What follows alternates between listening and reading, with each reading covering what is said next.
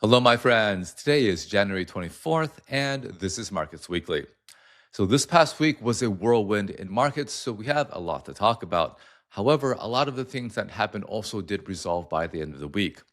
So, today let's talk about two things. First off, let's talk about the ongoing super rally in gold and silver. Silver breaching $100, gold just shy of 5,000. And as we discuss that, we also have to weave in what happened in Davos because I think the two are related. Now, the second thing, of course, is what happened in Japan. Last week, earlier on in the week, we had a lot of volatility in the Japanese bond market. We had a BOJ meeting.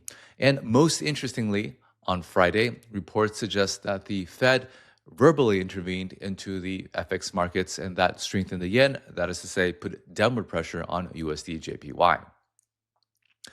All right, starting with the precious metals. Now, if you look at a chart of silver, it looks like it's gone absolutely parabolic. Now, as you guys know, silver is basically the original meme coin. Before there were meme stocks, before there was crypto, before there was NFTs, there was silver, and retail investors really, really liked buying silver. Over its history, silver often, periodically, goes into these parabolic surges and then implodes. So it looks like we're in another parabolic surge. Silver just, when these happen, you have no idea how high it can go. Whispers of 150, whispers of 300. And honestly, not too long ago, the whispers were for 100. Now, gold is also, of course, doing very well as well, but then that seems to be a much steadier trend.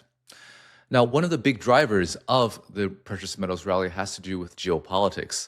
Last weekend, we had the prospect of an EU-US trade war. The president had told the European Union that he needed Greenland, and if he couldn't get it, he would put tariffs on them. European leaders stood up for themselves and also suggested that they would fight back. Now, with this background, we kind of had flashbacks from the Liberation Day trade war last year. Remember, last April was a very volatile time in markets. What happened then, though, was that there was a big sell off in US assets. So the dollar sold off, equity sold off, and even treasury sold off, a very unusual combination. In retrospect, when we look at the official data, it becomes clear that there was a big foreign exodus from US assets in April, but the foreigners came right back months later. And actually, last year, according to official data that we have so far, was a pretty big year for inflows into US equities. So the Sell America trade last year was fleeting, but it did come back this past week as prospects of the trade war were heating up. There was very much a Sell America trade. And so there was a lot of uncertainty as to how this would resolve. Now, the president went to Davos, met with all the European leaders. On the stage, he gave a speech. He basically reiterated the absolute need for the US to have Greenland, suggested that the U.S. has always been there for NATO. It doesn't seem like it's NATO may not always be there for the U.S. After all, it doesn't have much military. So maybe these guys should be nice and do him solid and give him Greenland or something like that. So what did calm the market a lot, though, was the president said that he would not use military force to take Greenland, and for some reason there was rumors or fear of that could happen. And when the president affirmed that seemed to calm the markets down a lot. Later on, there were whispers that there was a framework of a deal. It seemed like everyone climbed down and they would work something out, details to be announced. Now, this really reversed the Sell America trade pretty quickly. So it was really, again, just a fleeting moment. During that moment, though, you did have European pension funds, one in Denmark in particular, I believe, go out and tell everyone that they sold all their US treasuries. They held about 100 million, so basically zero. But there were talking heads that were suggesting that maybe the European Union could put pressure on the US by selling US assets. After all, we all know that the president cares very much about the stock market. Looking at the data, it's clear that the Europeans do hold a lot of US assets. Among them, the largest category is US stocks. Not out of the goodness of their heart or for the benefit of the president, of course, but because US stocks have been a pretty good investment, especially if you want exposure to AI, which the European Union doesn't have very much of. But so far, this Sell America trade happened briefly, unwound again. but it's something that seems to be lurking in the background. There is increasing unease with how the world is changing. And the European leaders, I think President Lagarde of the ECB memorably told everyone that she would do a SWOT analysis, strengths, weaknesses, opportunities, threats, like a good technocrat. This is a wake-up call, a bigger one than we ever had. And I think that Europe is going to look at its strength, look at its weaknesses, do a big SWOT analysis and decide what do we need to do to be strong by ourselves. But of course, technocrats have been doing a terrible job over there for a long time. So it just kind of shows, to me at least, that a lot of people there just don't fully grasp that the world is changing, but they're beginning to. Now, one star that stood out throughout all this turmoil was precious metals. Now, even last April, when we had the Sell America trade, everything did poorly, but gold did well. So it seems like there's growing awareness in the markets that when you have risk that emanates from the United States, gold is a good hedge. And there's an interesting work from the BIS just last month suggesting that we may be in a bubble in gold because a lot of the inflows were driven by retail investors, which makes sense to me since gold really is more of a retail investment. If you are a professional investor, you go to economist school and they read Ben Graham or something like that and they want cash flow. But I think there's more awareness now that you can have gold as a portfolio diversifier. And if that's the case, a lot of the large investment managers, big accounts, are going to be underinvested. And so that suggests that there could be further upside in gold. I mean, silver, I think, is something separate. But I think this geopolitical issue, this awareness of greater diversification benefits of gold is a good tailwind. Now, at Davos, we also had a very memorable speech by Prime Minister Mark Carney of Canada. It was actually a very well-received speech, and I thought it was very insightful. Basically, Carney is laying out that the world has changed, that we middle powers, we have to unite. If we're not at the table, we're on the menu, as he memorably said. It was very much not so subtly hinting that the U.S. is behaving in kind of a hegemonic, aggressive way, and that everyone else, if we don't stand up together, we're going to be taken advantage of, which is, again, I thought, a very clear analysis of what's happening in the political situation. However, though, it did elicit very poor reactions from the president, who called him out. And also, today, he is announcing that he's going to put tariffs on Canada if they do a trade deal with China. Now, just as Mark Carney is talking about having a multipolar world, being able to hedge relationships with other people, he also is acting on it by going to China last week, concluding a deal with China where Canada would sell canola oil to China and in return reduce tariffs they have on Chinese EVs. Currently, it's at 100%, basically no Chinese EVs into Canada. That's changing now. There is a quota on this, and there is some domestic politics there. Ontario, where the car industry in Canada is based, is upset about this.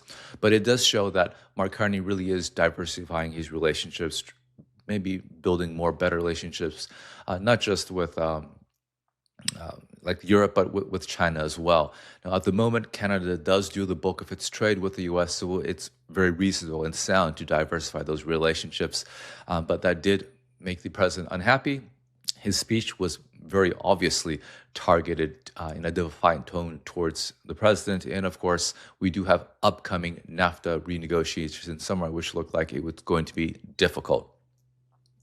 Now, one other thing that when it comes to geopolitics we have to keep in mind is that there is increasingly risk, not just, let's say, in Latin America, which you saw Venezuela, but there's increasing reports that there are military assets being moved to the Middle East.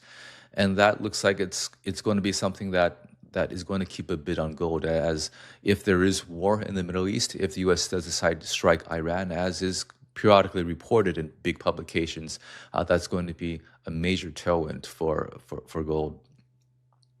But looking at more traditional metrics, one other thing that happened last week, of course, was just as the Sell America trade last year unwound with treasuries being bid again and equities rallying again.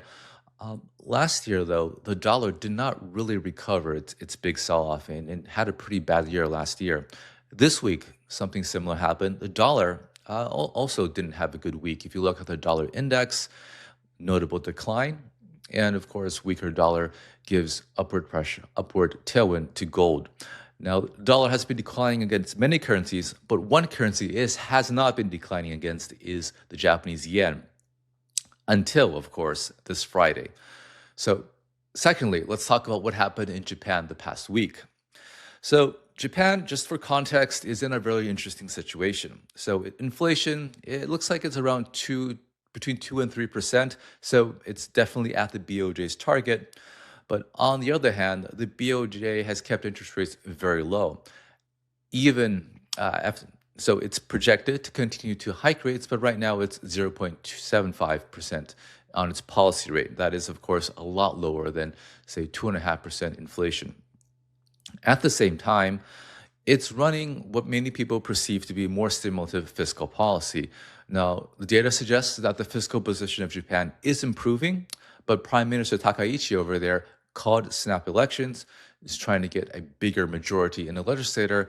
And I think it's widely perceived that if she were to get more legislative power, she would try to run a more stimulative policy and potentially also have a little bit more say in how monetary policy is conducted. So you have very much the prospect of some degree of fiscal dominance, and also at a time where it doesn't seem like the economy needs that. And so you have Japanese bond yields consistently rising. Now, to be clear, bond yields in Japan have been very low, and so for them to adjust to this, 2-3% inflation regime, plus the prospect that this may continue, plus that BOJ may continue to hike as the market projects, is totally reasonable. But it is becoming a little bit disorderly. In the long end of the Japanese bond, you had a huge upward surge earlier in the week, and that probably played a role in impacting U.S. assets as well as U.S. treasuries as well. Now, when you move further out into the curve, it's going to be less liquid, and so some kind of hiccup is to be expected. And so towards the end of the week, we did see some of that retrace at the BOJ meeting. The BOJ officials also suggest that working with the fiscal authorities there to try to maybe do something. So it seems like they're aware of this, but it doesn't seem like it's something that is kind of like a total panic. It really seems to me, at least so far, that it's the rate market adjusting from decades and decades of disinflation to basically a return to more of a normal 2 to 3% inflation, and potentially more as the population ages. Now, the flip side, of course, with the BOJ keeping interest rates low is that it also has been very negative for the currency. If you look at a chart for USD JPY, you can see that even as the United States dollar depreciated against many other currencies, it continues to appreciate against the yen, with the yen surging to around 160 yen to the dollar. Now, this has historically been a time where it's been a red line where Japanese authorities intervene. Part of it is because when you have very weak yen, that becomes a problem for inflation in Japan, especially as they import a lot of stuff like crude oil. So inflation, politically unpopular, the government does something. This time around, though, it seems like this was also a red line, but also note that at the moment with energy prices so low, analysts are thinking that this inflationary flow through from weak currency is not going to be as strong simply because oil is just around $60. The BOJ did reportedly seem to intervene. What we saw in the yen market on Friday was that a discrete kind of appreciation in the yen, USD JPY go lower, but then that was just a little bit. What really seemed to kick in the buying in yen, selling in USD JPY was murmurs that there was a rate check by the New York Fed on Friday.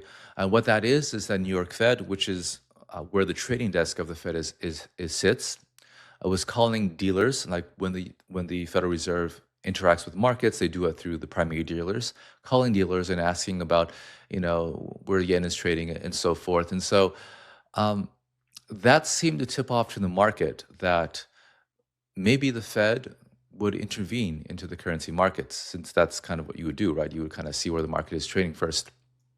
Now, the Fed does not have jurisdiction over currency policy, so this is going to be on behalf of the Treasury. So what it is, it's seeming like Secretary Bessent or whoever over there has had enough of this yen weakness and is doing something about it. And they could be doing this in coordination with the Japanese authorities. Maybe the Japanese authorities are thinking that, our intervention really hasn't been super effective. After all, we only have so many foreign reserves. But if we have the U.S. step in, the U.S. has basically, a dollar printing press. They can continue to sell dollars and buy yen. That is to say, strengthen the yen. Maybe that would be more authoritative. But in any case, this was very effective. And just the New York Fed, on behalf of the Treasury, just making some phone calls really had a big impact on the market. It's telling everyone that it's not just the Japanese authorities are drawing this 160 USD JPY as a line in the sand, but the US Treasury is on board as well. And so I think, historically speaking, this sudden strengthening of the yen has been risk negative. And so it's be interesting to see what happens when markets open Sunday. In Globex. Now, it doesn't necessarily mean there's going to be a carry trade blow up. I mean, maybe people don't have heavy positions in that, but there are going to be people who are conditioned, maybe algorithms and so forth, to say that a strong yen is going to be risk off. So I think that's going to be interesting to see how that happens. One other thing, of course, is to note that the BOJ did in their meeting last week revise up their inflation forecast. So the market, and again, continues to think the BOJ will continue to hike, and that should strengthen the yen. But I think the problem is that they're approaching it too slowly, and inflation is 2-3%. Policy rate is at 0.75, so they are by many metrics still pretty easy. All right, so that's all prepared for this week. This coming week, I believe, is a Fed meeting, so I'll be back to talk to you about what I think happened at the Fed. Doesn't look like it's going to be much happening. Very, very boring is my guess. An interesting development in the Fed chair race is that now Rick Ryder of BlackRock is now favored to be Fed chair. There were some positive comments that were whispered about him over the past week, so we'll see how that happens. He has an interesting view on monetary policy. There are tweets that suggest he shares kind of an MMT view, so maybe I'll write about that this week. All right, talk to you all soon.